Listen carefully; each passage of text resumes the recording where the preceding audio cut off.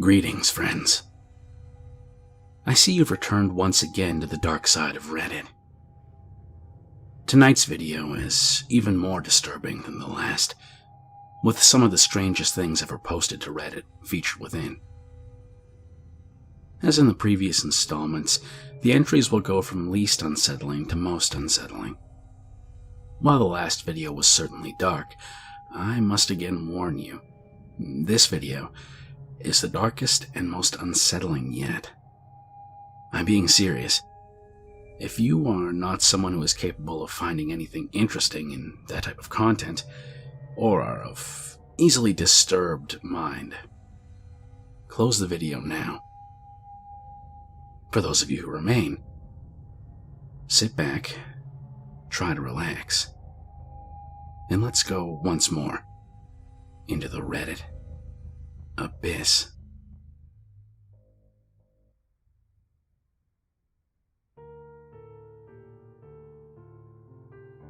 Number 1.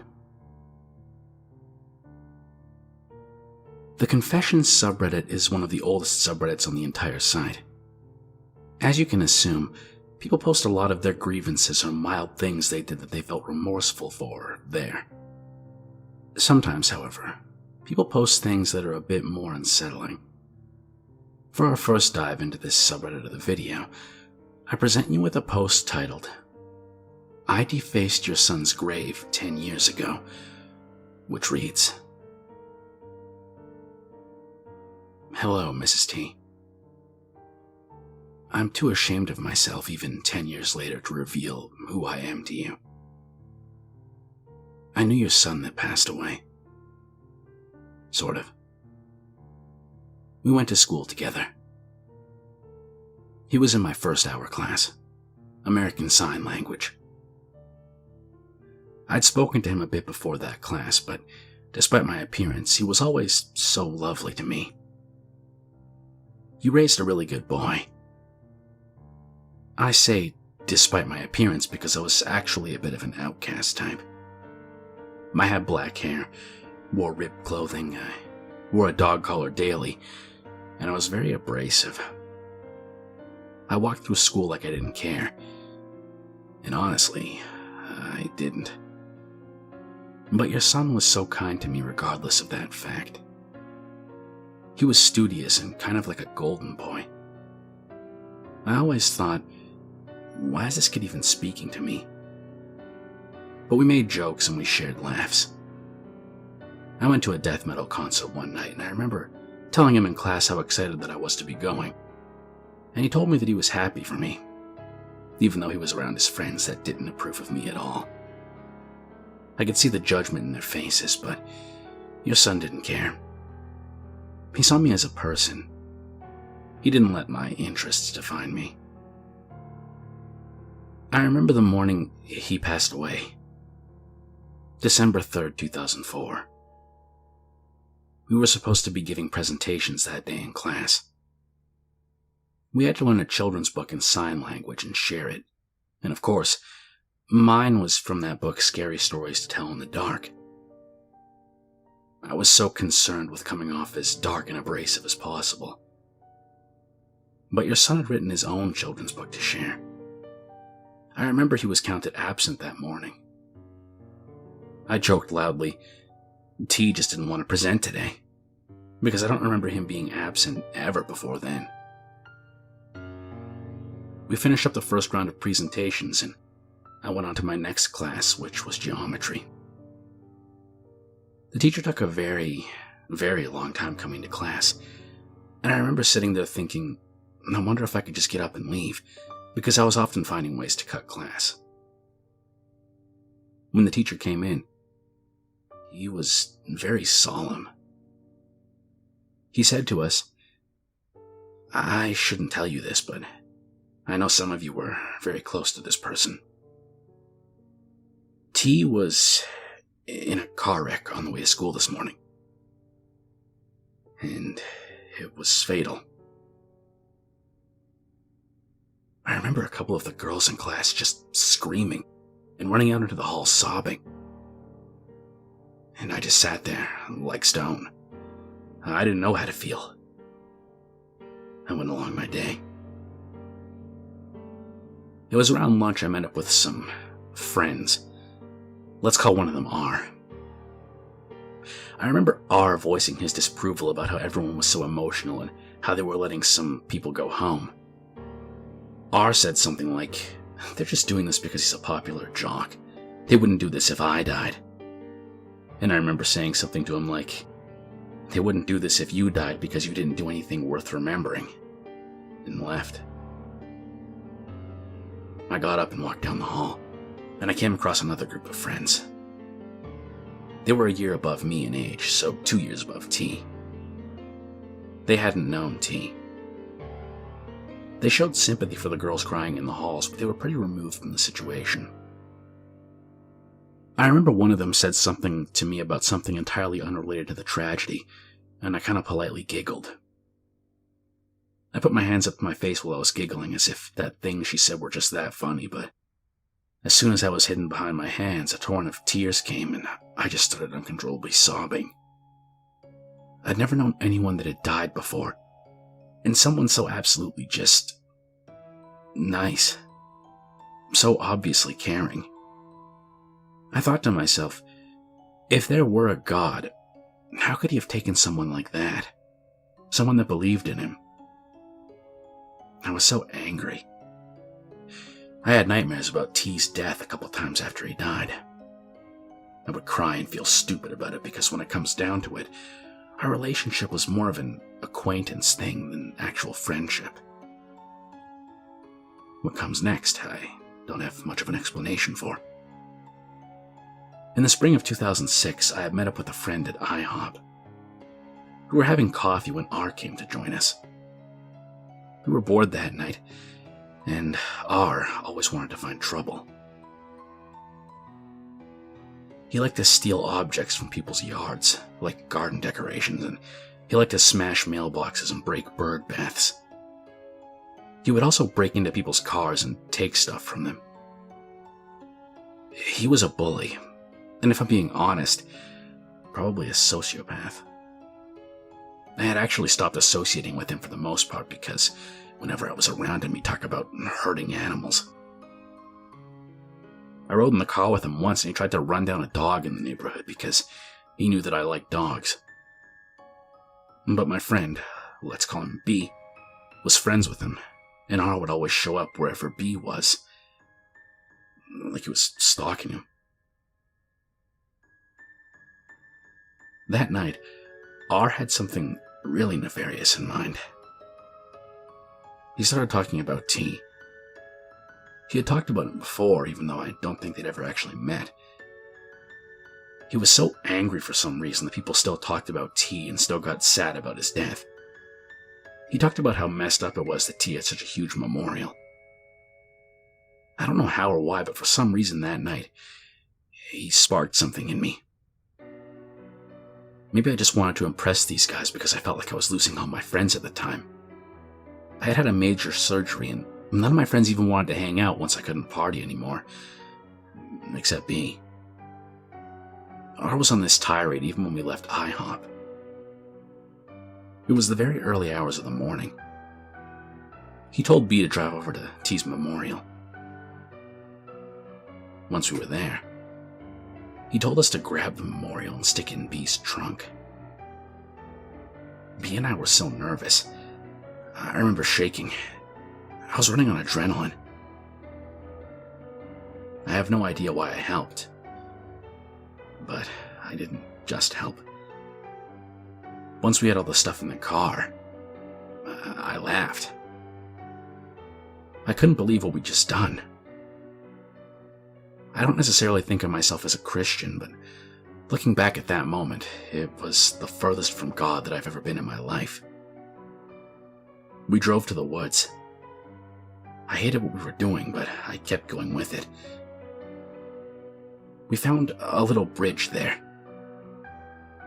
We threw all the stuff over the side, except for some of T's things that had fallen off the crosses. His hat that he always wore. His flip-flops.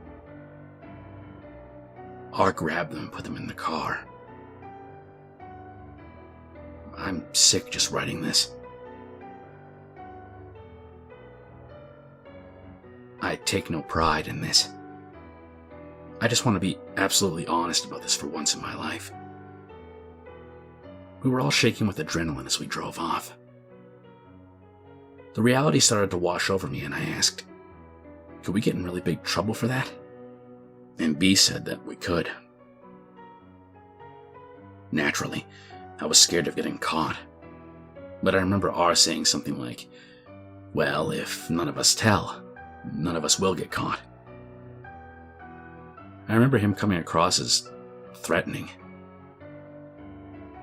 We ended up dropping R off at his house, and then B and I were going back to his apartment where I was going to spend the night. On the way back to his apartment, he told me about how R scared him too. He told me about how one time R had stolen one of those roadside cross memorial things and had nailed a dead rabbit to it and left it in front of his door. I asked him why he was still friends with R. I understand how hypocritical and terrible that is now, but he told me he was afraid of him, but that he didn't have anyone else. He was an only child and an outcast.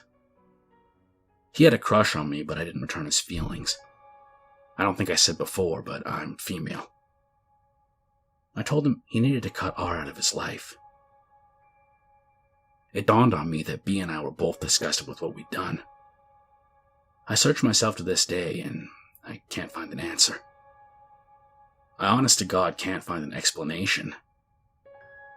I was an angry, mean person because I had a really horrible childhood and still felt neglected as a teenager.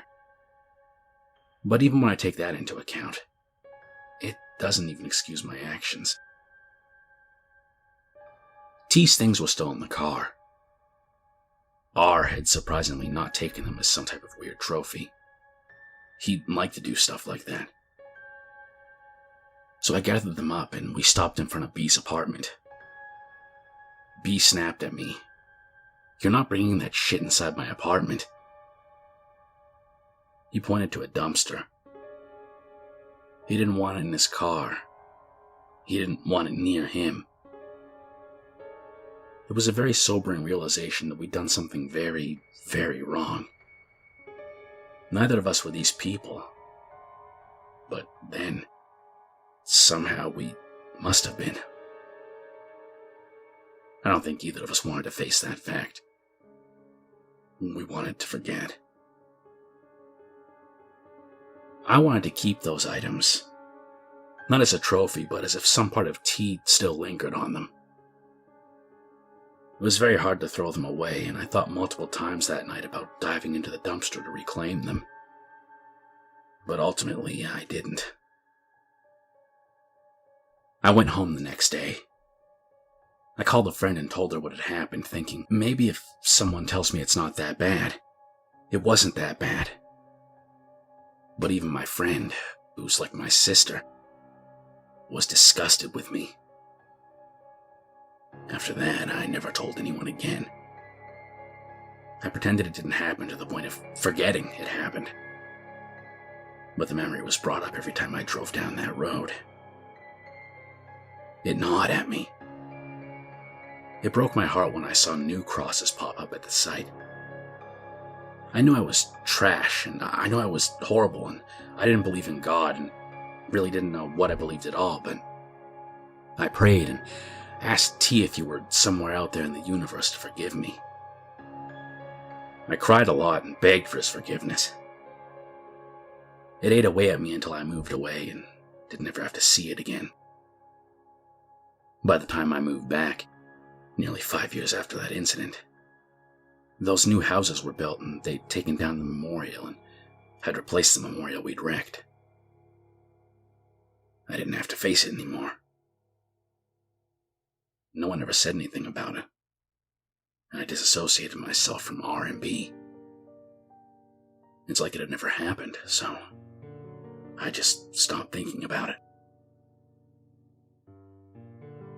Today, as I rode along in a car to get ice cream, that song Jesus Take the Wheel came on the radio, and the person I was with began telling me how they'd nearly gotten into a car accident because of black ice.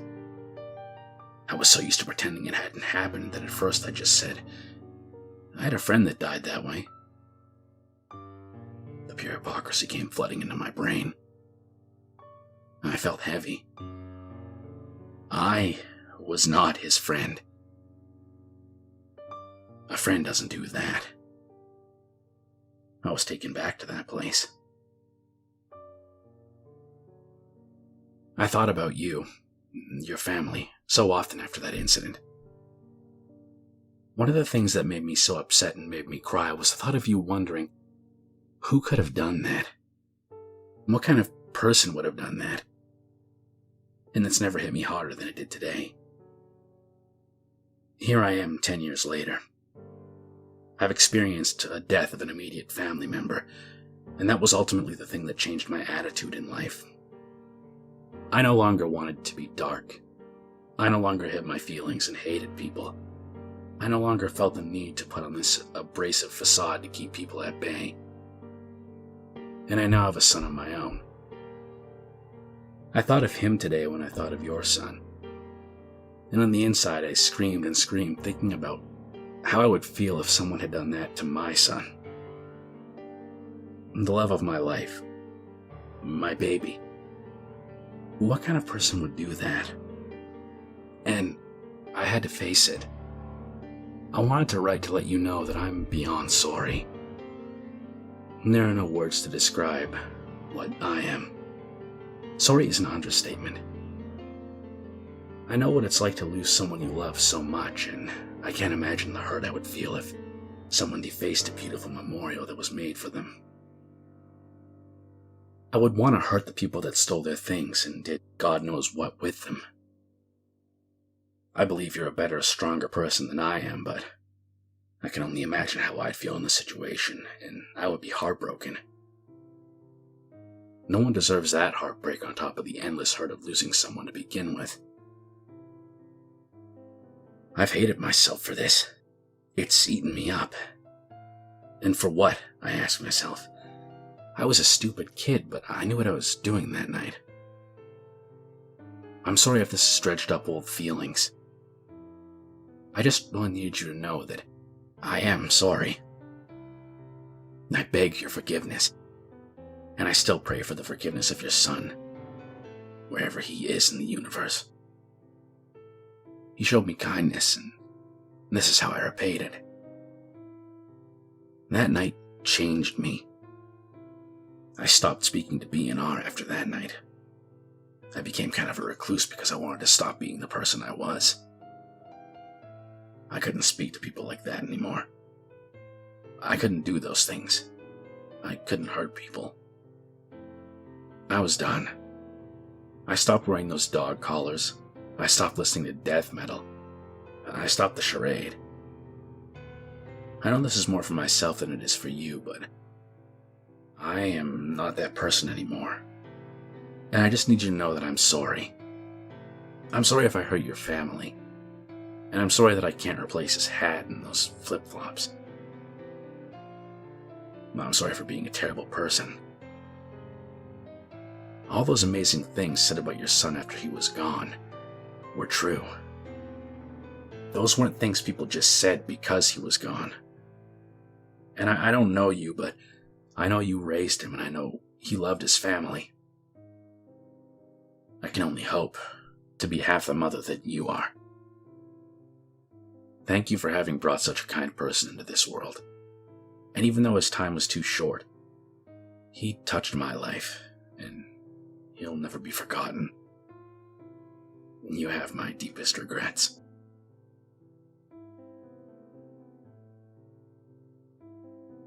Number 2.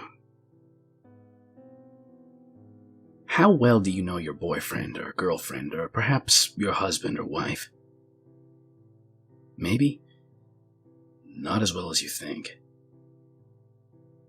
On the Ask Reddit subreddit, a user asked, "What secret will you hide from your family and take to your grave?" The thread was mostly what you would expect, moderately amusing or off-putting secrets. However, one in particular stood out. Throwaway. FYI, I'm a guy. Bit of a long one, but anyways. Years ago, my girlfriend, we'll call her Deb, and I were out with her friend, who we'll call Sarah. This one day, Sarah had to pin unlock her phone each time to take one of many pictures. Out of the corner of my eye, I saw her pin. I saved it in a note. Months later, Sarah and Deb were at my place and went to the pool. Sarah left her phone inside. I entered in her password and hit the jackpot. Nudes, videos, message logs with some guy she was talking to who we'll call Jeff, along with tons of you-know-what pics and videos. Now, Deb was hot, but Sarah was a fat chick that worked her ass off and became an 11 out of 10. With this goldmine of pictures and videos, I concocted a slow plan. Very slow. I broke things off with Deb slowly, but kept in touch with Sarah. I then created an alter ego online. We'll call the alter ego Vanessa. For months, I worked this identity so it looked real. This identity started following Sarah on all of her social media, and Sarah accepted any friend requests. Vanessa blackmailed Jeff. Jeff was given 2 days to stop talking to Sarah, or his dick pics got leaked. He was chicken shit and dropped her like a hot potato. But Sarah was strong-willed. When Vanessa threatened Sarah to stop talking to Jeff or get her pics leaked, she protested. So I knew I had to change tactics. Vanessa disappeared for a while until I could get Sarah's phone in my hands for a bit. One day, Sarah was over and lost her phone at my place. I found it for her the next day, but not before I installed a spy app to let me keep track of everything. A few weeks later, Vanessa came back, but now she was armed with the conversations Sarah was having with everyone. While tracking Sarah's reactions and suspicions, I made it show that Vanessa wasn't real. Now, one thing all my friends know about me is that I'm pretty tech literate.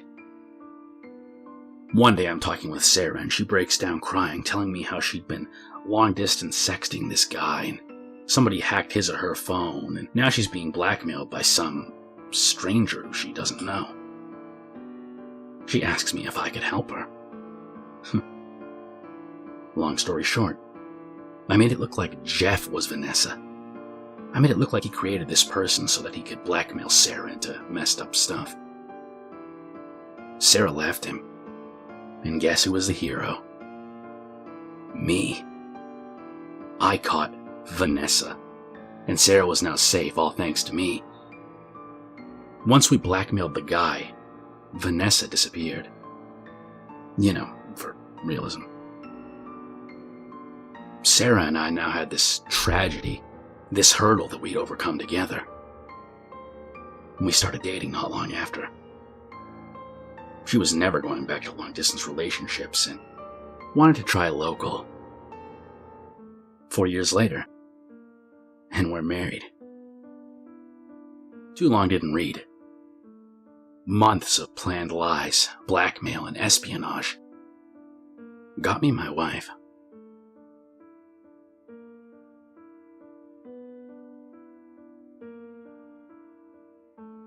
Number 3. Neighbor from hell.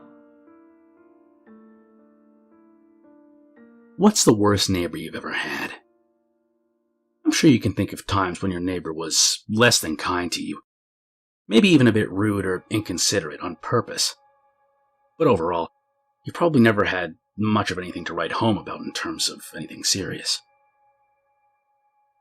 Well, apparently, some people have the worst neighbors. A user posted to r/legal advice on September 4th, 2020. The following story has been verified as true by many online news reports in the area. The post was titled, "Delusional neighbor bangs on the shared wall when our baby cries, and nothing can be done about it?" And went as follows. I live in a duplex in Washington State with my husband and my son, who is only a few months old. My father-in-law owns half of the duplex and is renting it to us, and the other half is owned by an older woman and her adult daughter. My father-in-law has known the woman for over 15 years, and told us before we moved in that the daughter was mentally ill and had strong delusions on occasion that caused her to get in trouble with the previous tenants. The previous tenants, apparently, had to get a civil anti-harassment order placed against the daughter, but eventually moved out when the behaviors never stopped. Apparently, the neighbor accused them of kidnapping and abusing their children, and abusing their dogs.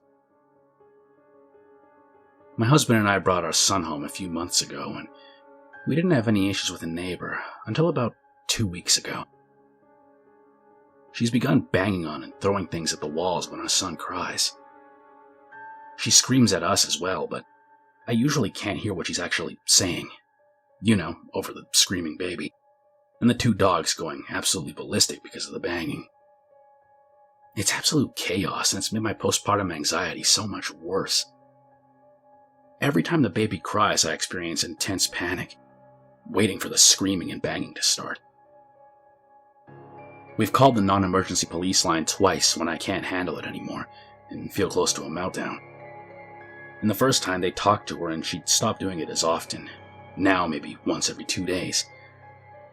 But tonight she's back at it and worse than ever. The air quality is so bad right now from the fires that I can't let the dogs out for long to stop them from barking. And the barking makes the baby cry harder, which makes the neighbor scream and pound on the walls harder. The officer I spoke with says we can try to get a civil anti-harassment order placed, but he knew for a fact that her behaviors never stopped after the last tenants tried that, and he said that his unofficial advice would be to live somewhere else. Is this seriously my only option? We can't afford to move, but I can't keep living like this. Update. My first post never got much attention, but the outcome was pretty wild. Short version. In October 2020, my husband and I were renting a duplex where my father-in-law owned the half we live in, and a separate family owned the other half.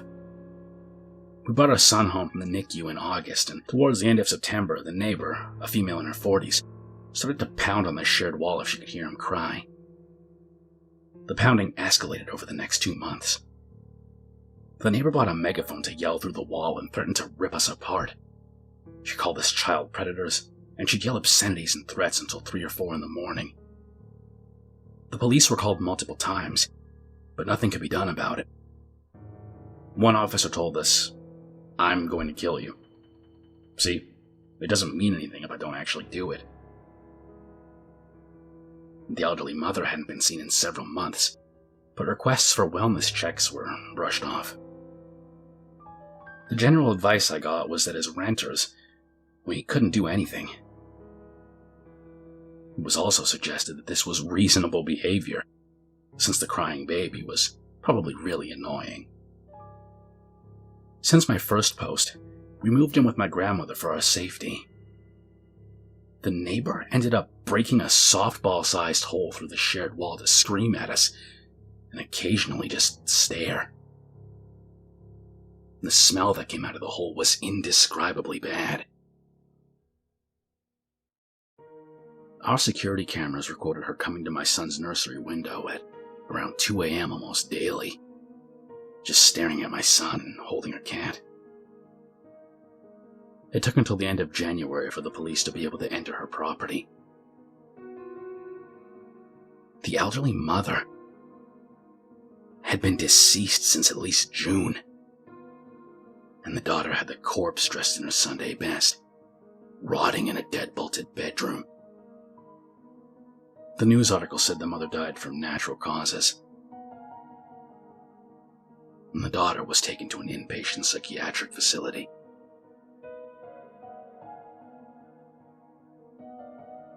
Number 4. User Special Needs Devil. Sometimes people have disagreements, parents and kids. But usually, these are things that can be resolved quite easily.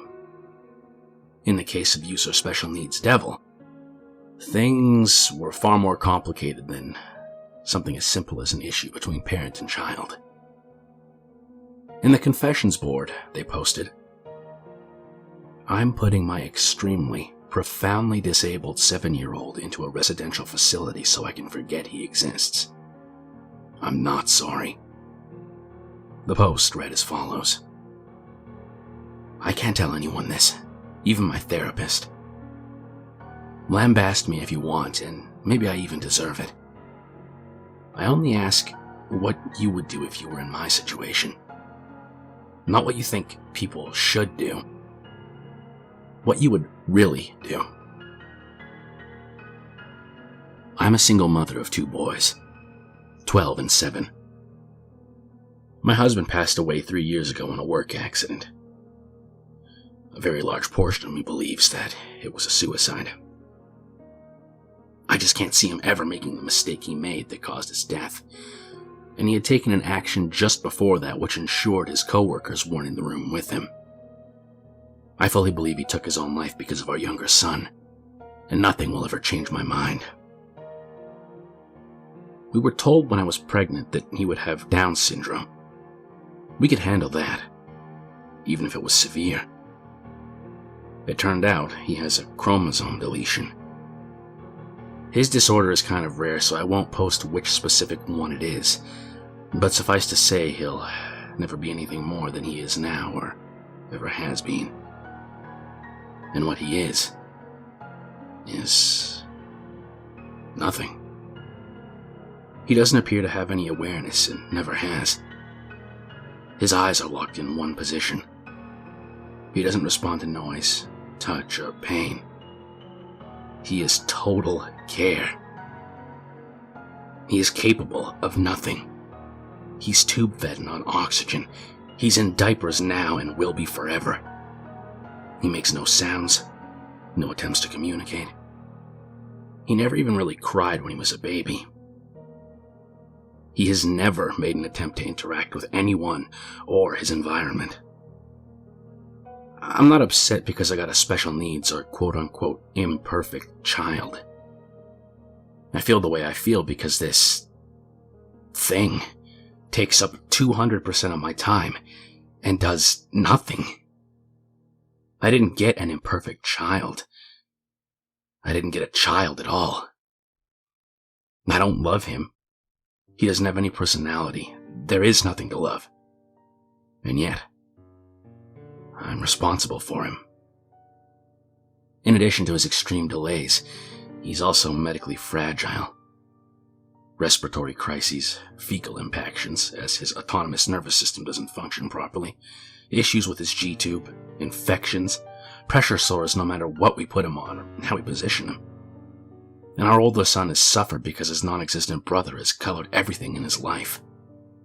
He's had medical care get delayed because there's only one of me, and his brother is more critical.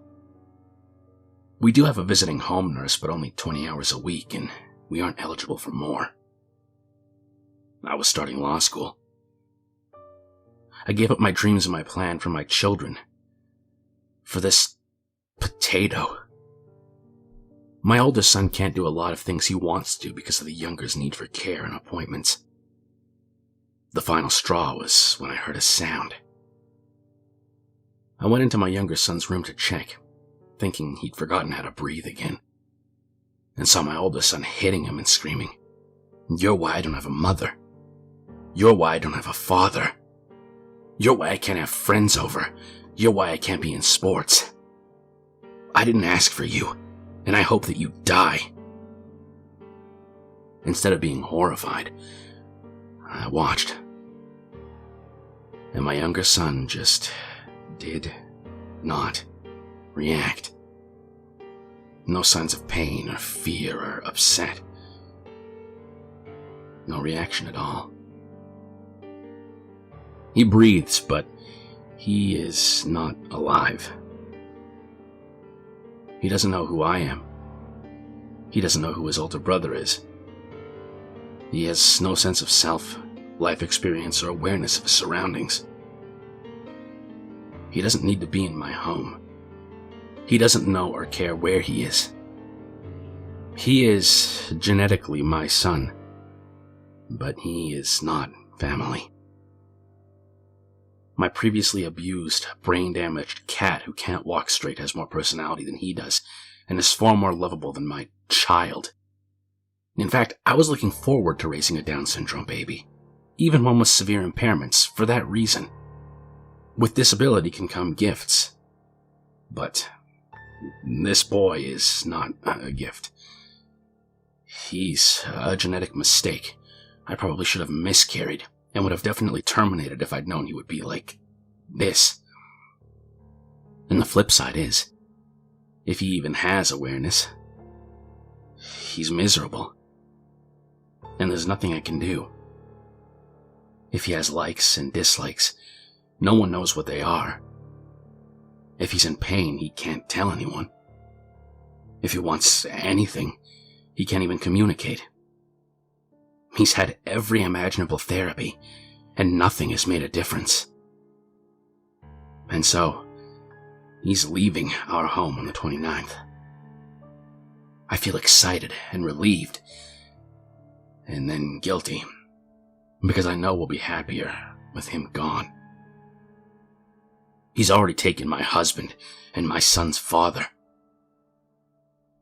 He was working so much overtime to pay for the cucumber's care, for the experimental therapies insurance wouldn't cover, because this one was going to be the breakthrough. He was tired and defeated and disappointed. He sought counseling as well, but I don't think he could ever say the words, "I don't want my son in my home," either. He's ruined my older son. I was so wrapped up on the younger that I never realized how ignored and damaged he was. He lost his father too. I didn't just lose my husband. He is my priority now, and this malignant tumor can be someone else's problem. At least they'll be paid a wage to care for him. At least they'll get a break from him when they punch out. I just want to never think of him again. And I'm not sorry. And for that, I am sorry. Thanks for reading.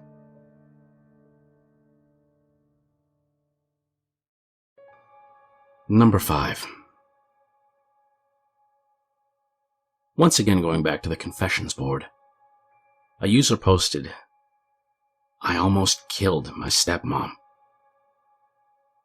The post reads as follows. This is pretty hard for me to post.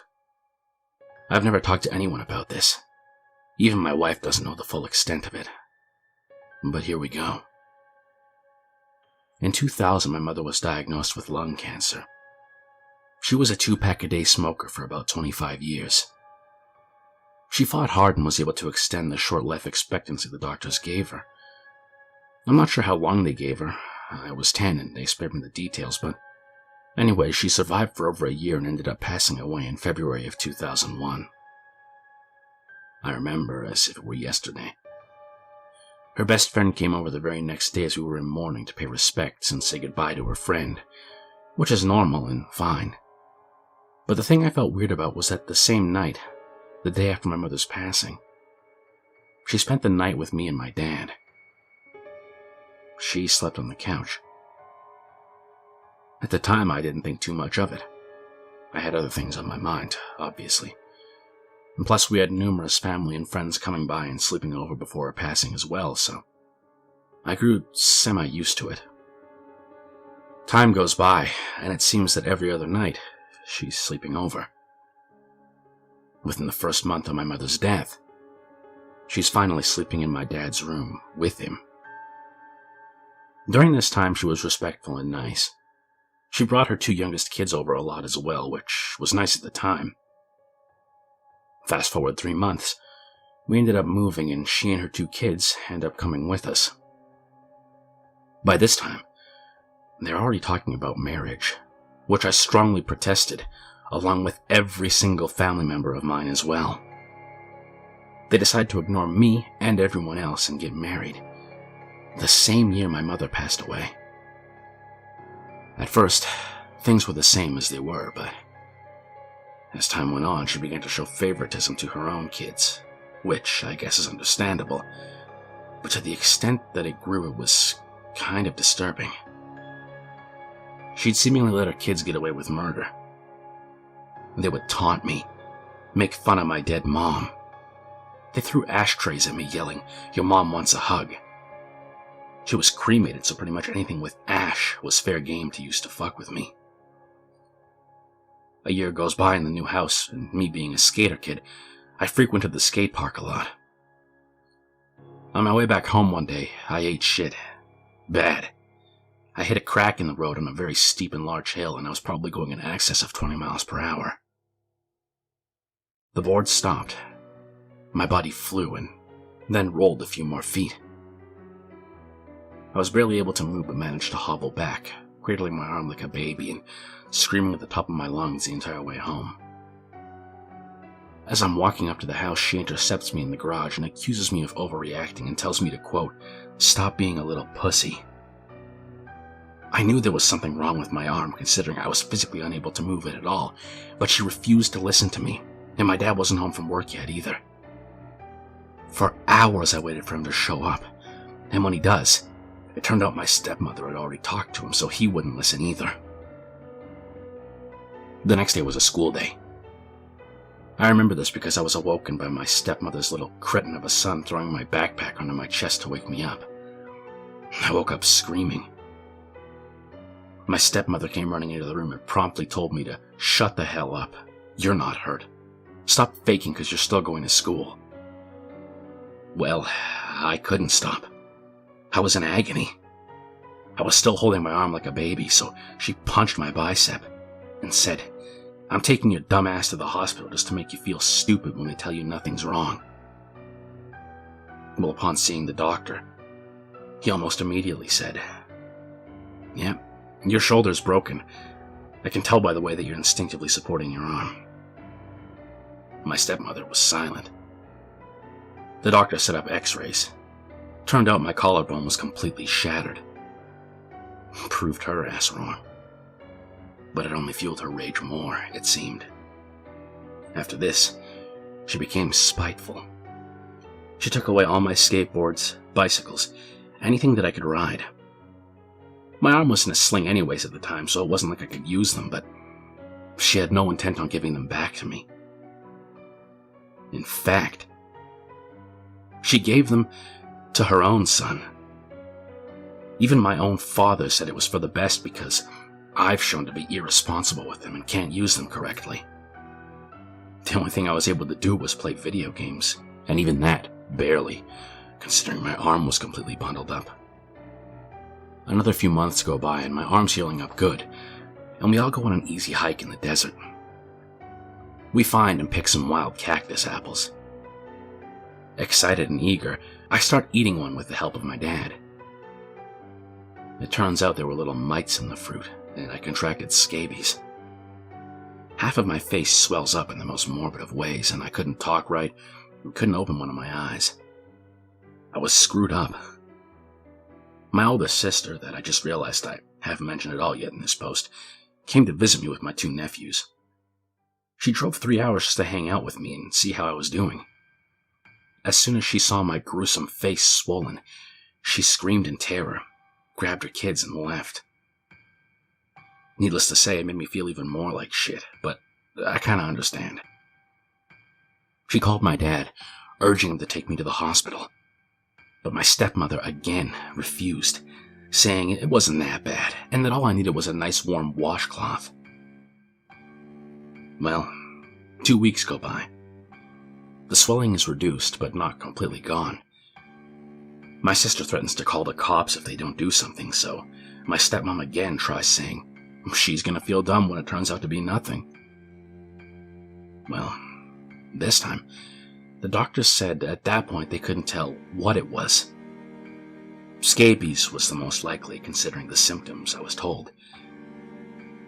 But they told me that I should have been there 2 weeks prior when I couldn't open my eye. Stepmother took that as a win. More time goes by. More shit happens with stepmother. Child Protective Services is called and I'm interviewed, but nothing happens with that. The holidays were ruined by her kids, yet I was to blame, and I ended up basically being the Cinderella of my house at this point. My bed was even moved into the laundry room. One year, the pipe burst and my room flooded up to 8 inches. Nothing was done about it. Eventually, when I was 14 years old, I worked up the courage to tell my dad what I thought about her and how she treats me. Well, I guess by this time, he was so tainted by her that he began talking like her. He said to get over it. She's not mean, and you're just trying to antagonize for the sake of drama. I told him that if that's how he feels, then I'm moving out to live with my sister. My sister agreed, and I moved out. Life was good for a bit, until I started missing my dad. I felt like I failed him. So after 2 years of living with my sister, I decided to move back in with my dad. Almost on arrival, stepmother starts her shit all over again. Comments like, "Great, more unneeded doctor visits," or "No skateboarding. I don't want your sister calling CPS again." It was actually my aunt that called, I found out years later. But one day, on the day before my 17th birthday, I'll never forget the words that came out of her mouth. I was getting breakfast and made a comment on how the house was starting to reek with cigarette smoke. I'll admit, at this point I was a bit snarky, but I said it to myself. My stepmother wasn't in the room, but she heard me. She storms in and tells me, "If you don't like it, go back to your sister's house. Or did she kick your whiny ass out and that's why you're back?" I snapped and I told her to fuck off and kill herself. She walked up to me and looked down on me. She's a good foot taller than I am. I'm pretty damn short, and says, "You do it. I dare you." I stared at her in disbelief and she started laughing. "You're weak. Just like your mom." At this point, I have a death grip on my fork with every intention of sticking it in her throat. But I don't. I keep quiet and continue eating my breakfast. That was the first of many comments about my mom. It seems she took a page from her own kids that used to say very similar insults. The only thing is, she was supposedly my mother's best friend, and I called her out on that and she told me to fuck off and die. Because of the years of mental abuse, I became depressed and it was on my mind to take my life a lot. And she knew it. She egged me on, telling me to say hi to my mom in hell when I got there. She would get drunk and say the most horrible things like, "I hope Satan makes your mom put cigarette butts on your face for eternity." After a while of this, I made a noose, measured the rope, and tied it to a wooden beam on my ceiling. One night I attempted to hang myself. The wooden beam broke and I obviously survived. I took this as a sign that maybe I'm not the one that needs to die. Eventually, I ended up finding my dad's gun after a few days of snooping in his room when nobody was home. I hid it in my room and kept telling myself on repeat, "Next time she's blind drunk." Well, a friend came over one night and we began talking. I told him I was pissed off and that I had a plan. I didn't go into details, but he's a smart person. He was able to figure out what I was planning pretty easily. He began crying to me. He pleaded with me not to go through with anything and to move back into my sister's house. This went on for quite a bit, but eventually, he talked me out of it. I showed him the gun and he snatched it fast and took off out of my house and down the road to the lake. He tossed it as hard as he could into the water, and somehow seeing that made me feel better. Anyways, I realized this is pretty anticlimactic, but after that, I just ended up moving back in with my sister. Nobody in my family has any contact with my dad or his wife anymore at this point. I think that's his choice. It's been over 10 years since then. I've moved across the country to numerous different states. I've made a career and a name for myself, and I got married to my dream girl, and we have the best little girl together. Things could not be better. Last I heard, My stepmother's two youngest are in rehab centers, and my stepmother herself had a massive heart attack that almost killed her. It surprised me that she even had a heart. It was karma, I'm guessing. Anyways, that's my life, laid out in all its poorly written glory. I'm sure some people won't buy this, but I honestly didn't put this here for anyone other than myself, so it's no skin off my back. Take what you want from this whole thing as you will. I'm just glad to get this off my chest, one way or another, and I'm grateful that I had an amazing friend that was able to help me out in my darkest of places.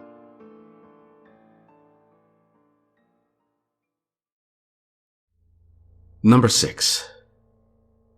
User Crazy Son Throw-Off. So going from the topic of bad parents to bad children, how bad of a child would you have to have in order to be like OP was here?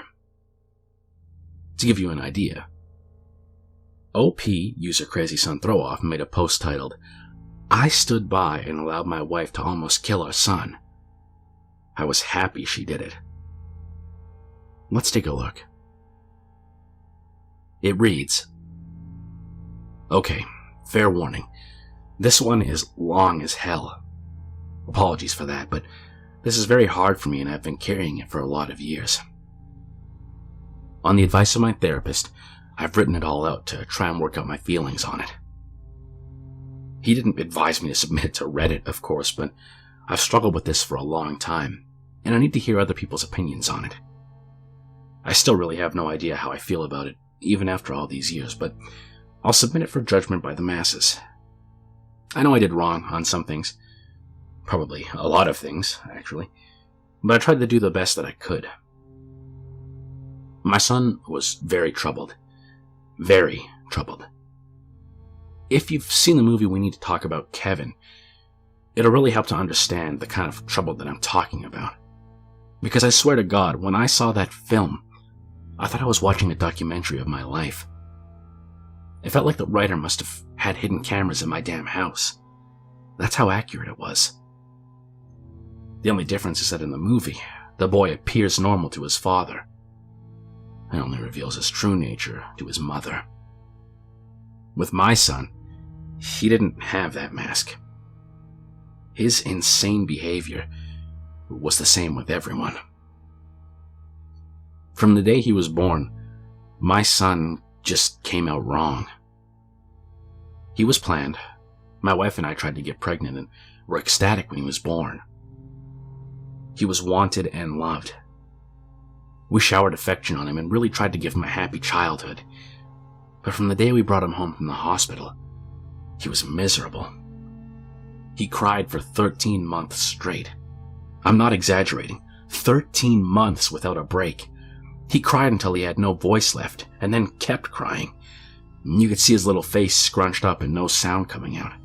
Totally hoarse. There were times when he would literally be crying in his sleep, and I've never seen or heard of any other kid who was able to do that. We brought him to doctors, specialists, tried changing his diet, held him, rocked him, toys, swaddling, music, mobiles, everything we could think of. But nothing worked. 13 months of grading, grinding, no sleep, hell. Once he got over the crying stage, we thought we were out of the woods. But it quickly became clear that for some unknown reason, he was just angry at being alive. I never saw that kid have a genuine joyous smile once in the time I knew him. I saw him grin a vicious, horrible grin many times, though, taking a perverse pleasure from causing pain or suffering or breaking a rule. But again, a smile from real pleasure at something nice? Never. Not once. He had no interest in anything positive. He was fueled by hate, and everything he did was bent toward that. As soon as he could walk, his mission in life was to destroy things. He would break or try to break anything that came in his range. Smash it, chew it, throw it in the toilet, whatever he could. After a while, he figured out how to take his diaper off and took great pleasure in shitting and pissing anywhere he could. Then he figured out he could hide it, and started pissing and shitting in places we wouldn't find right away, grinding it into the carpets and making it even more of a problem to clean, making the entire house stink. When he got older, around ages 9 to 15 years old, he would piss and shit in our bed, until we got a lock on our door and he wasn't able to get in anymore. After that, he would just take a dump in the hallway in front of our room. That biological warfare started around age 2.5 years old, and he never grew out of it. I'll try to speed it up, as I could literally go on for days about this stuff, but as he grew older, he became more and more unmanageable. He would bite, kick, scream, scratch, and spit at anyone trying to do anything with him. He was kicked out of school twice before he was 9, and then they let him back in and he was kicked out for good. He had to change schools entirely.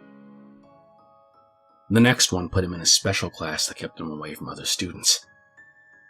We had to install a door and lock on the kitchen because he would steal knives and use them to gouge the walls and furniture or chase people with them. When he was 10, he stabbed me pretty good in the hip and ass. I still have the scars. As he grew older, he grew darker. He moved into setting things on fire and torturing local animals. There was a stray dog that hung out around the park near our house, and my son blinded it in one eye with a barbecue fork.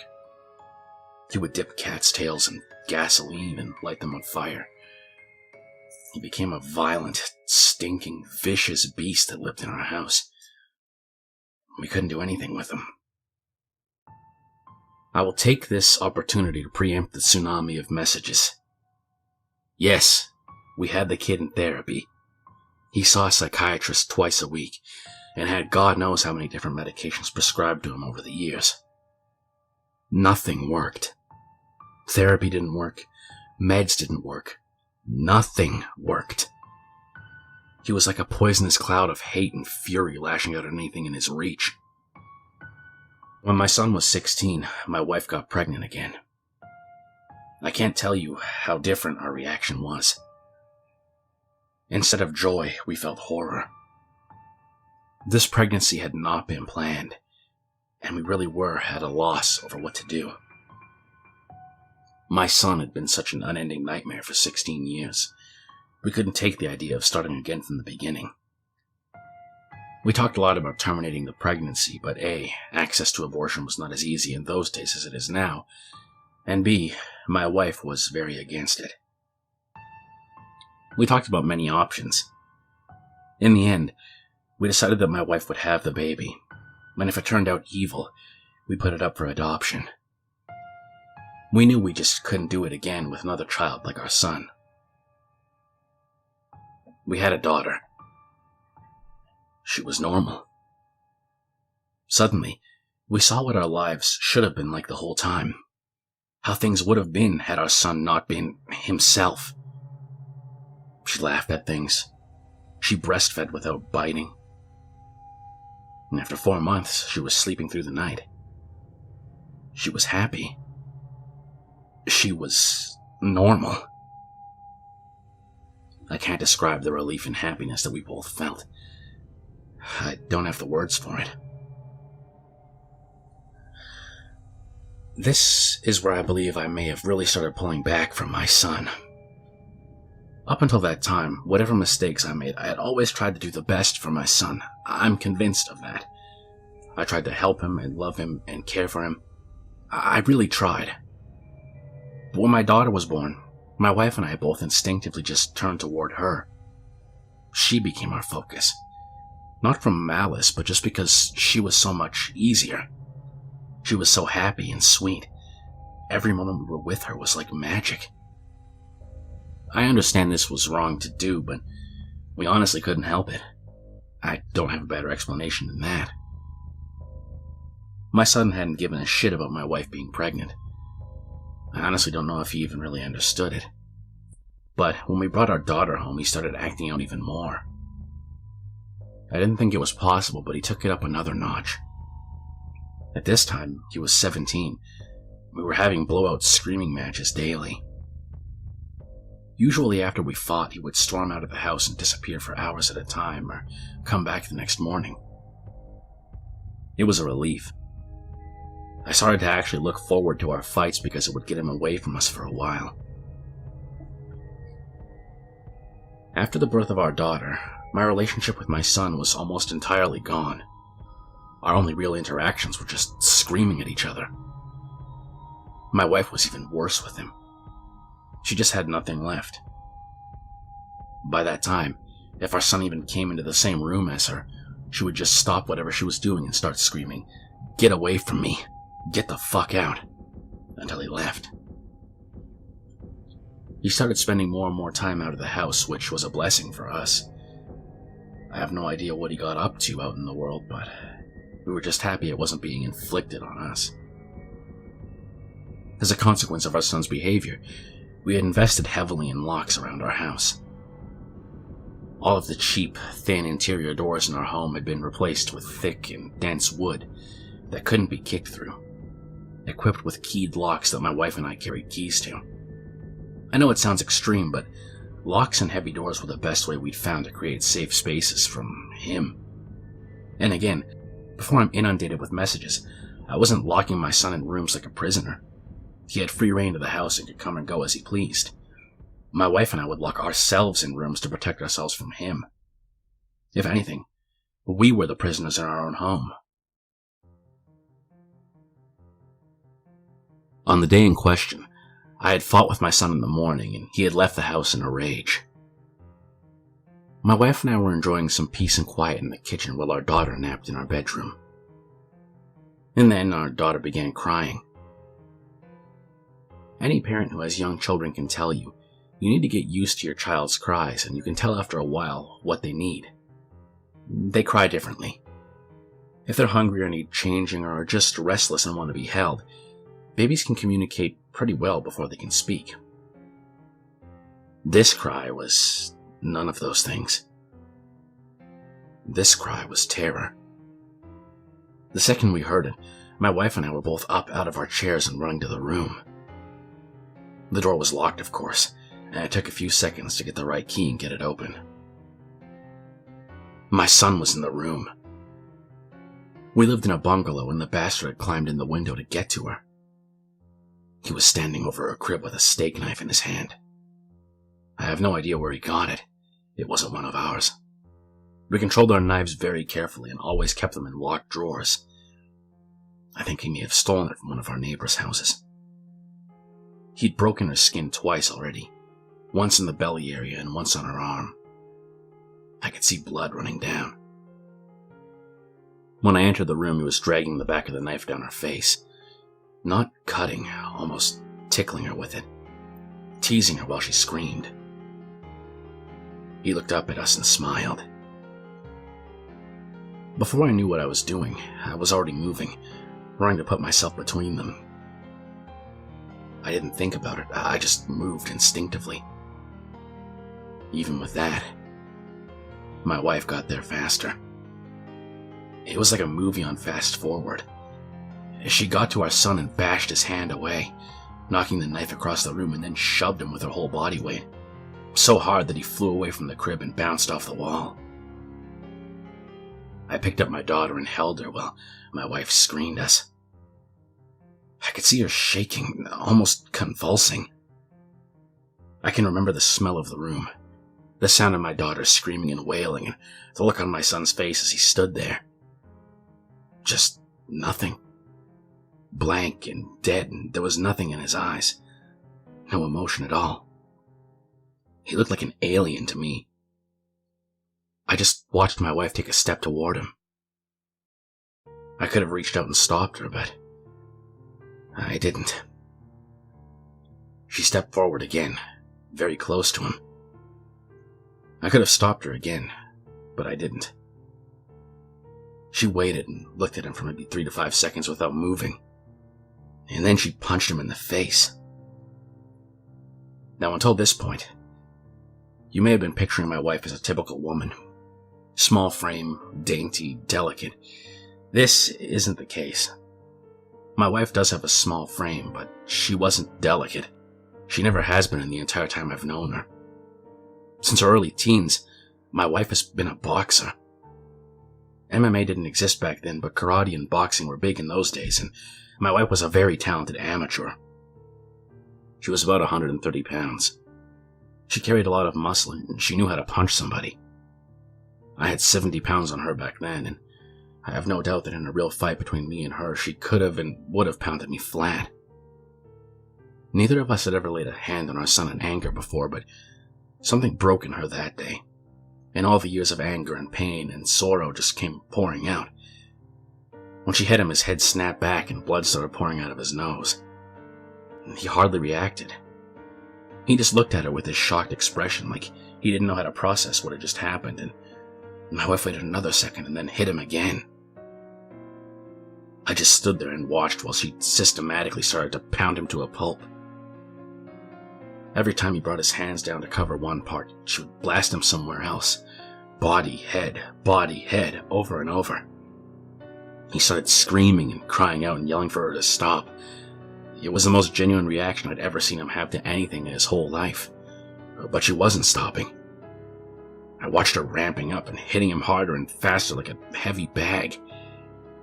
He tried to swing at her and she slipped him easily. She was on autopilot, sinking down into her training. I stood there watching for a minute, and then I turned my back on them and took my daughter out of the room. I brought my daughter to the kitchen and gave her a bath in the sink. I found that he had cut her for a third time on the sole of her foot, but all the cuts were superficial. I cleaned her up and held her until she calmed. I put polysporin and band-aids on her cuts. In our bedroom, I could hear my son screaming, calling my wife horrible names, telling her that he would cut her head off and fuck her corpse. After a while, I didn't hear him saying anything anymore. I didn't even hear him crying out. I assumed that he must have been knocked out, but I could still hear her beating him. That went on for a long time. Long enough for my daughter to drift off to sleep in my arms. I just sat at the kitchen table waiting for her to finish, and finally she came out and sat down across from me.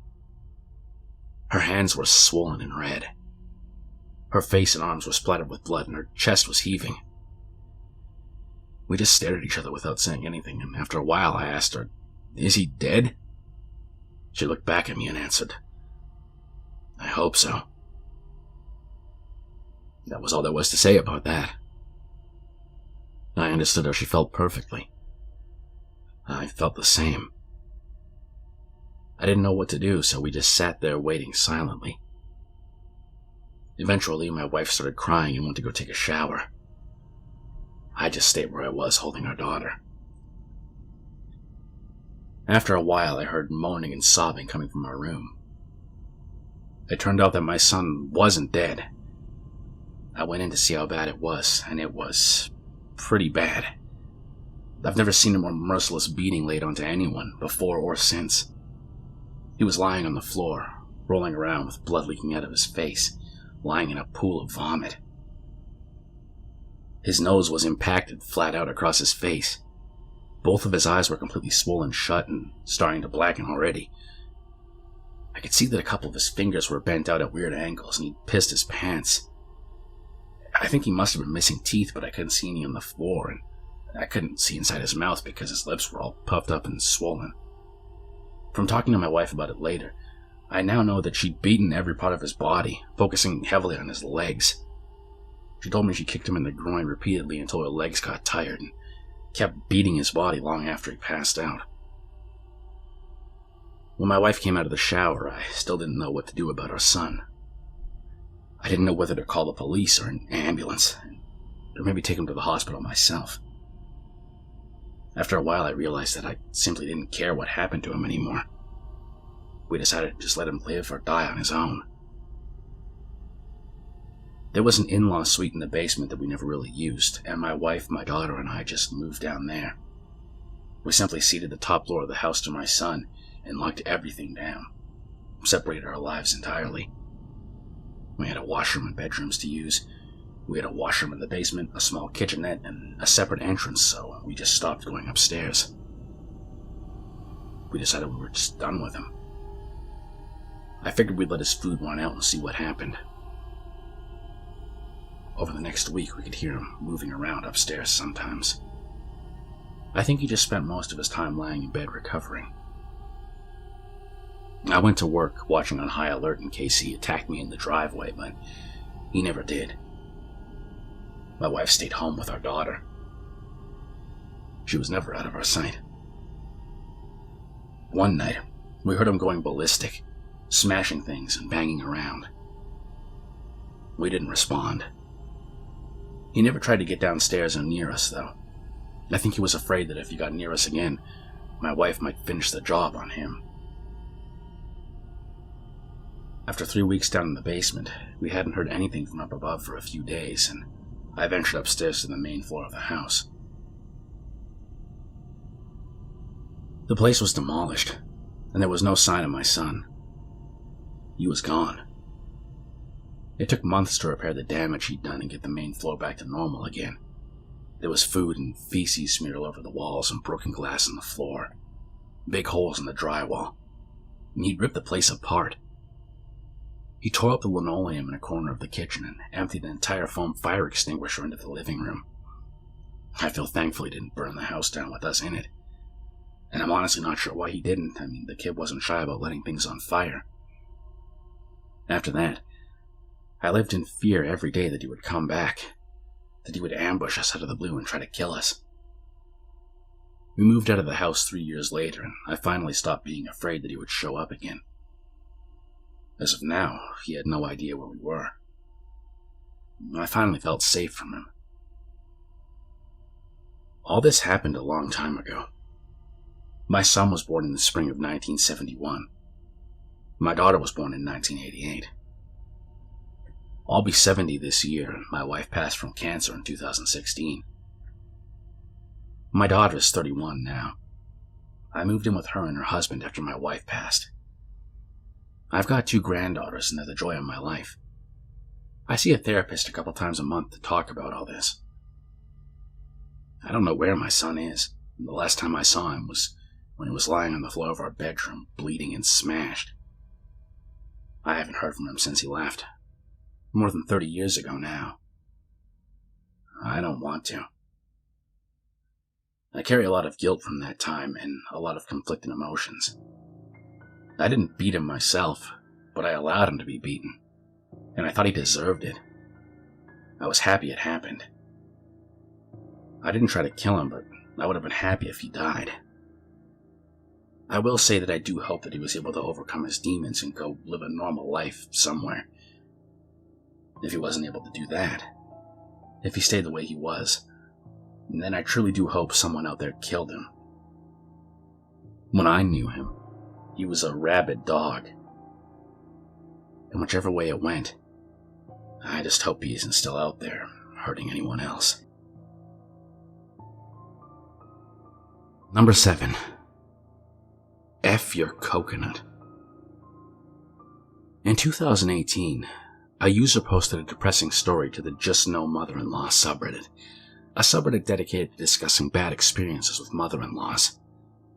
The post was titled, "You can come over again when you bring me my daughter." The post reads as follows. I'm a first-time poster, but I discovered this subreddit a few months ago. I was talking about this subreddit with my therapist, and she gave me the homework of speaking out more about my story to see if it lessened my pain.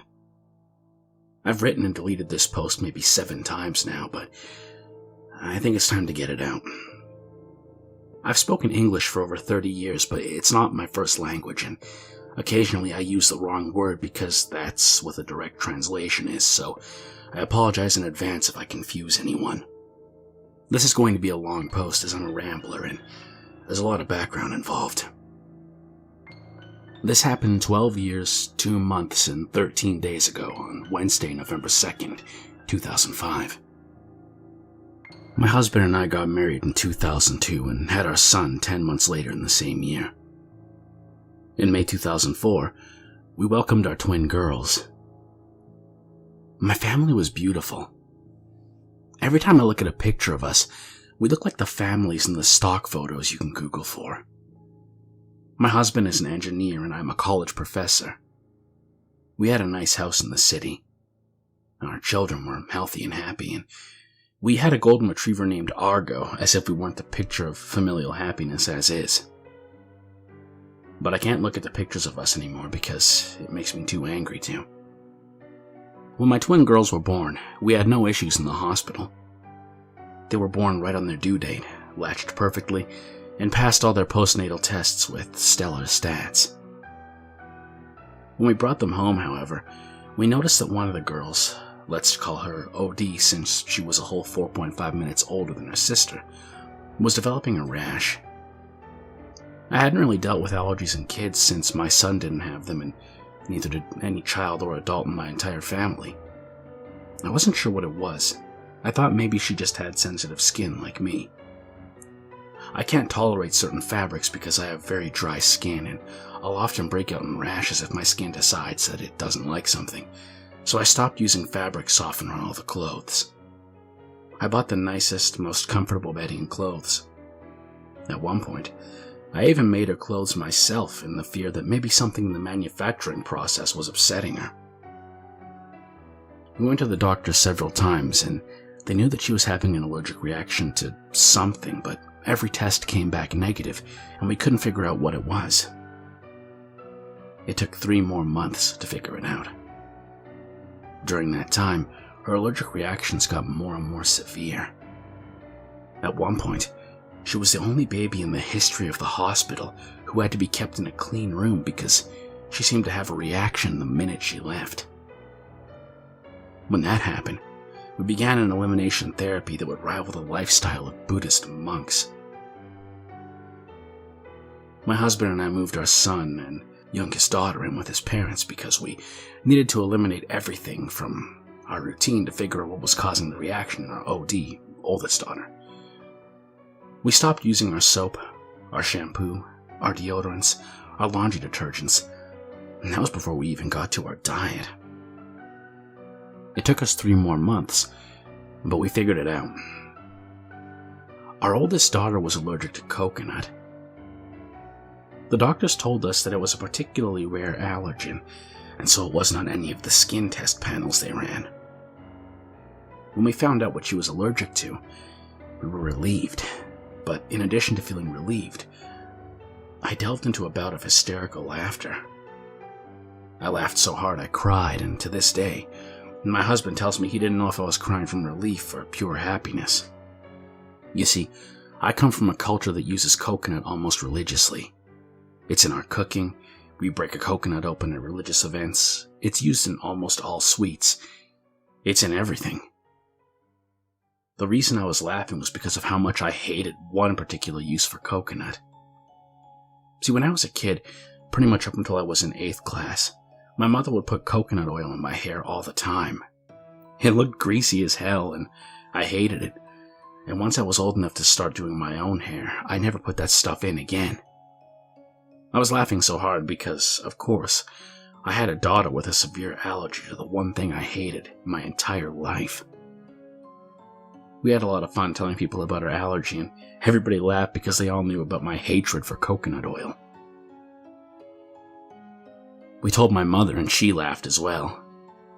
She made jokes about how my baby must have heard me talking about my hatred for coconut oil while she was still cooking inside me, and decided that she needed to hate it too. We all had a good laugh and left it at that. Or so I thought. My mother and I have always had a contentious relationship at best.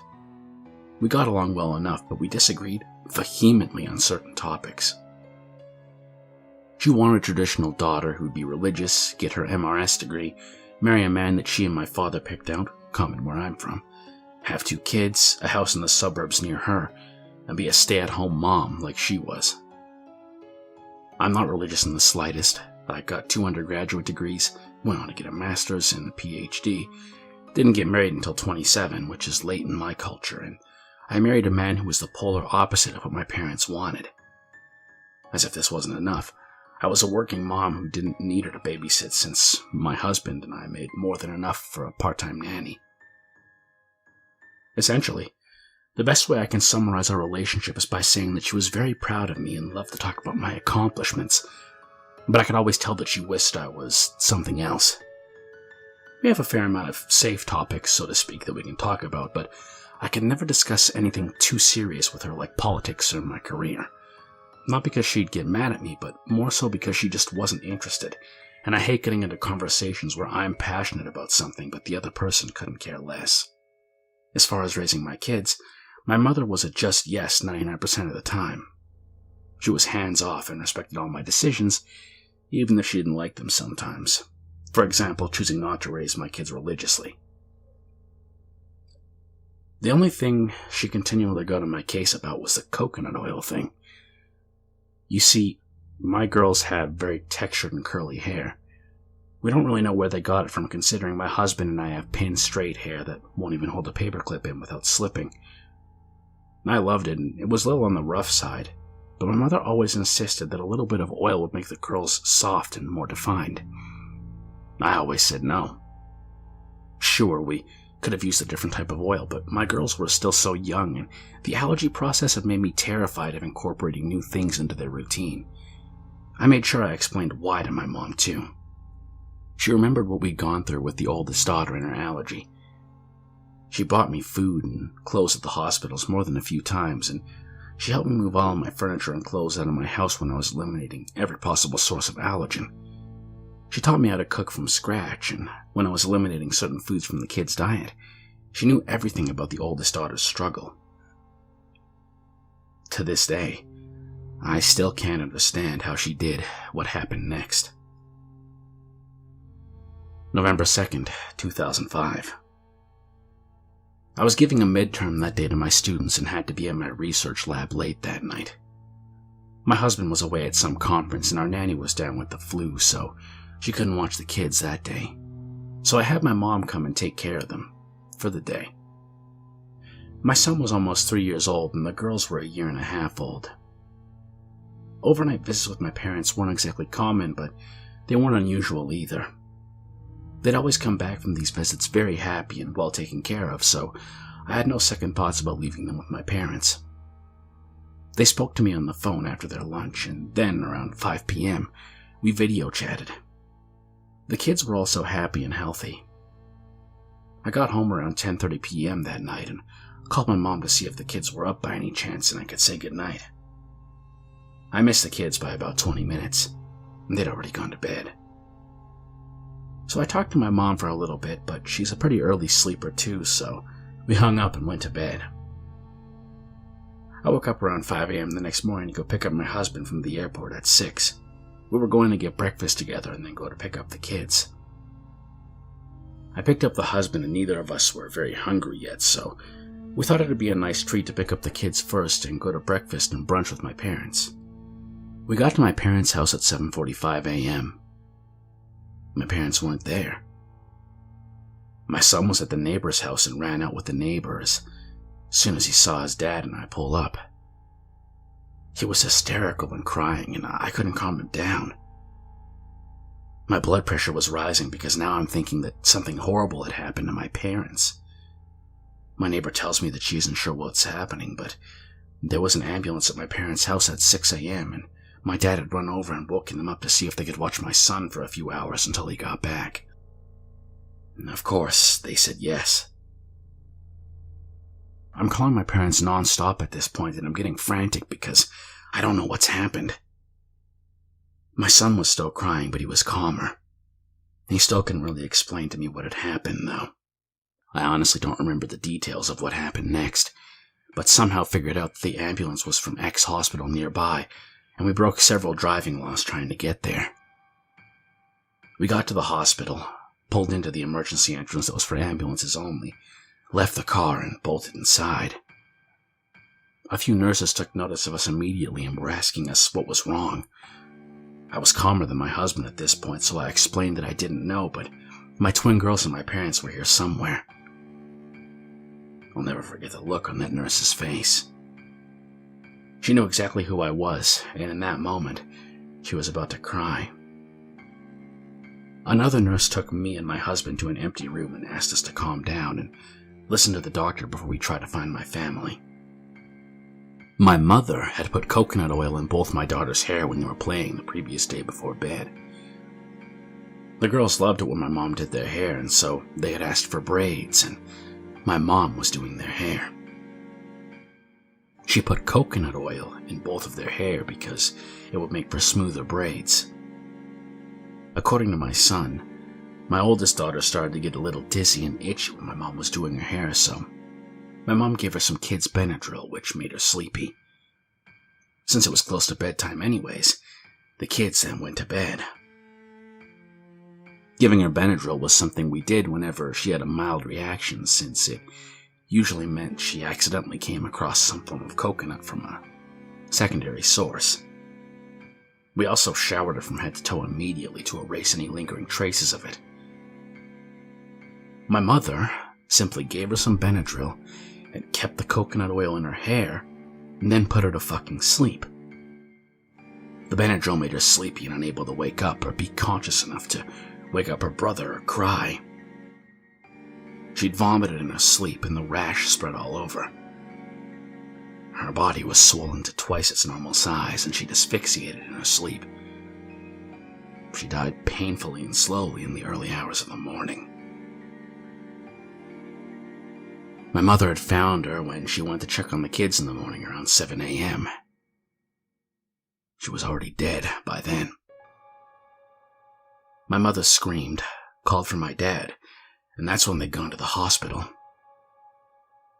My dad hadn't known about the coconut oil until my mom explained, and to this day, I've never seen my father so angry. He was still unable to look at my mother out of fury, or me out of shame, when I saw him at the hospital. They had rushed to the hospital hoping there was some way to save my oldest daughter and get my youngest daughter checked out immediately, since he thought she might have a mild allergy as well. I can't even explain to you the emotions my husband and I felt. I remember seeing my little girl and just being in denial. There was no way she was gone. This had to be a nightmare. The following days, the funeral, and explaining to my other kids what had happened are events I still can't talk about because it breaks part of me. My mother was investigated, as was my entire family. I almost lost my kids to my country's version of CPS once because they thought my kids were in danger. My husband and I had to fight tooth and nail to show that uprooting them during this time would be the worst thing for them at the moment. My mother was never arrested. My father did leave her, though they're not officially divorced. The majority of my mother's family refused to speak to her, and the few that do speak to her only do so on a limited basis. She currently lives on her own in a small town, and every couple months I'll get a call from her telling me how sorry she is and how she wasn't thinking, and can I please find a way to forgive her. She wants to come see me. The only thing I can find to ever say to her is, "You can come see me when you bring my daughter with you." It's been 13 years. My oldest son just got his license this year, and my youngest daughter's going to start high school soon. Both of them are healthy and they're turning into amazing adults, but neither one's been the same since the oldest daughter passed. Older brother is extremely protective of younger sister and doesn't allow anyone to breathe rudely in her presence. Youngest daughter used to be so bubbly and such a talkative little child, but she's quiet now. When she does speak, it takes some effort to hear her because she's so quiet. She told me a few years ago that she knows she was only a baby when it happened, but she feels incomplete all the time, like a part of her is missing. I didn't know what to say to her. If it wasn't for my husband, I don't think I could have ever recovered from the loss of my daughter. We've helped each other through the loss. It's taken over a decade of therapy to even get to this point. I don't know what I expect to get out of typing all this, but I've seen how much comfort this subreddit brings other posters, so hopefully I find some of the same peace. Thank you for listening. Number 8. This one apparently was posted to Reddit at some point, but the exact origins of where it was posted are unclear. However, just going off the title alone, my endless access to female shit, you can tell this is going to be a disturbing one. I'm a white male living in an Asian country. That's about the extent of my personal details that I'm willing to share, but I wanted to tell the world about how I became the luckiest man in the world and found how I could get a girl's shit on demand. It started a year ago when the weather turned cold. I was using a public bathroom and stepped out. Realizing this rather discreet location had an opportunity for me to sneak in and out of the women's bathroom without detection, and my jacket being gender neutral, I could easily cover up in the cold and sneak out if I had to. I tried it once and sat in the pink cubicle by the squat toilets and delightfully heard the sounds of a woman's heels as she entered, went into the hall next to me, and relieved herself. I was hooked. I then realized I could do a little bit better with my disguise. One evening, I went to a local store and purchased some thick winter leggings. I added all kinds of female clothing articles to my repertoire to aid in access to the women's bathroom. At first I just listened, but after a while I started using a secret video app on my phone and recording women's business under the stall. In a squat toilet, the situation was ideal. I didn't see a face. She couldn't see me, but all I got was an unfettered view of her backside. The lighting was always less than ideal. The latch in the stall was faulty, so someone could walk in on me at any time. I decided I need to change locations. I kept buying more clothes. A pink scarf, a white beanie, a pink down jacket on sale. All opportunity purchases. I spent many boring evenings wandering around my block trying to find public bathrooms. I found a rather hidden one, and that became my regular location for several months. One day, I felt emboldened and decided to venture out during the day. Before, I had used a rather large scarf to cover up my facial hair, but this time, I decided to use a medical mask, as the practice is fairly normal in the country I'm in. I ended up wandering to a new bathroom. Unfortunately, there was a bathroom attendant there, so I knew I couldn't linger, but upon opening the nearest stall door, I found myself staring at the biggest dump I'd ever seen. I was in awe. It was like Christmas. I didn't have a clue how I planned to take it back, so I took toilet paper and wrapped it up and carefully placed it in my jacket pocket. At home, I took it out and found much of it had stuck to the toilet paper. Determined, I picked at it until most of it was gone and then furiously rubbed it all over myself and rubbed one out. It was amazing. After that, I knew that I somehow had to get more, though I didn't know how. I returned to my habit of voyeurism for some time, listening to the sounds of women and catching what I missed afterwards by looking at the videos I'd recorded. I always tried to enter when no one was around, and then I would check each stall to see if someone didn't flush, but I had very little luck over the next couple months. Soon, the weather started to change and I moved apartments to a new area. One of the last purchases in my old area was a women's hair wig, which would help my passability considerably.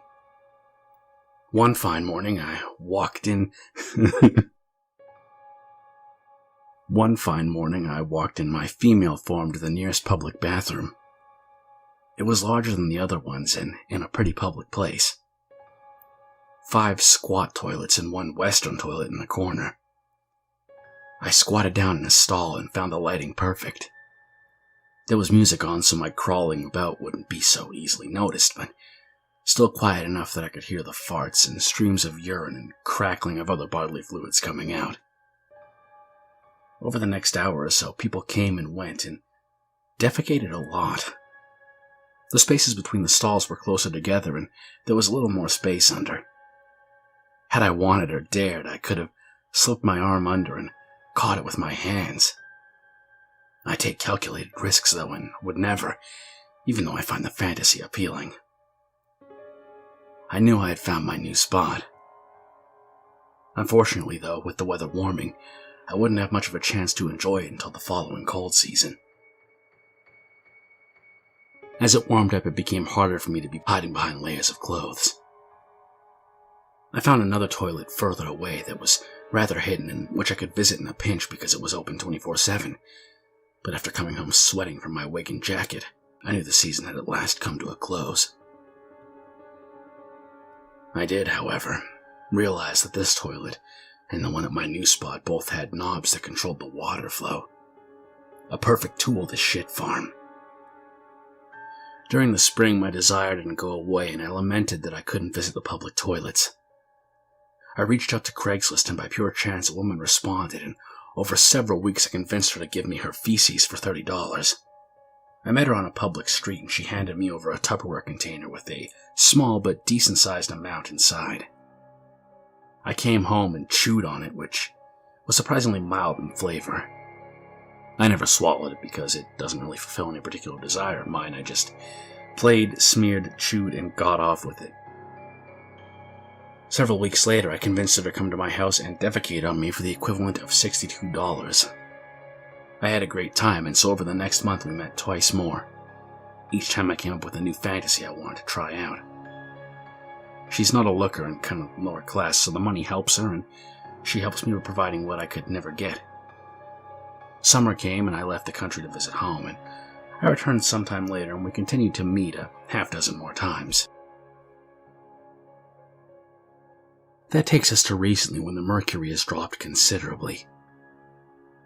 Since then, I've discovered online shopping and now have fake breasts, eyeliner, and even a fake front area, so that I can wear tighter fabrics out and strut my stuff on the way to the toilet. My regular routine, maybe twice a week, is to get all dressed and saunter down to my favorite toilet.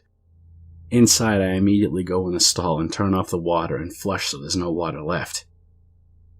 And then I wait to sneak into an adjacent stall so that I can perch until someone takes a shit and, upon trying to flush, discovers there's no water and quickly runs out embarrassed.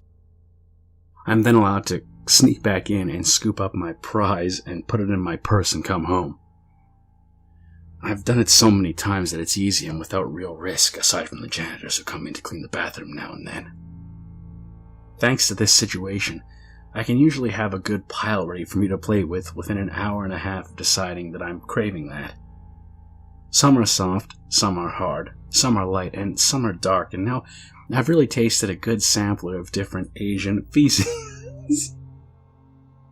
I feel that I have discovered the basic 4 or 5 types of flavors I encounter, and have come to love them all. And that is how I came to have an endless supply of excrement. Number 9. Wednesday the cat. So, what's the most disturbing thing you've seen posted on Reddit? Venturing back to the confessions board, a user posted something simply titled, "I'm in an alternative relationship with my cat," and it reads, "I adore my cat. She's beautiful, affectionate, curious, and has all kinds of cute quirks. She's perfect. Living alone, I tend to talk to her quite a bit, and since I work from home, we almost always are together. Of course I love my cat. She's the only thing I have resembling family, but over time, things have become more and more abnormal. I found myself thinking of her beauty and grace and nobility, and I realized that I loved her much more than family. I love to watch her bathe. One time, I was laying in bed doing my thing, and she came into the room and bathed herself on the end of my bed. This was the first time I got off to my cat. Currently, we both consensually participate in a form of intercourse. Obviously, I can't do it with a cat, so the way we do it is I lay on the bed and shake a tin rattle, and she comes in, hops up on the bed, and lays on the pillow curled up right next to my face. And basically, she purrs and cleans herself while I bury my face in her fur and sometimes lick her to get off. It's a very intimate sort of thing, and it's obviously we both enjoy it because otherwise she wouldn't respond to the rattle. Sometimes she doesn't, but not often. We usually do this a couple times a week to a couple times a day. We also eat together, as in she sits on the dining table and eats her food while I eat mine. I sometimes even make food fresh for the both of us. Cat food recipes are easy to find. We're pretty much always together, and she'll even ride in a large purse when we go out. I truly do love her, and I consider myself to be in a sort of almost relationship that's better than many traditional ones I've had, and much more satisfying. My cat is 5 years old, and her name is Wednesday. Unfortunately, this post is not fake, because OP provided photos of the cat and a picture of them doing something with the cat's nipple.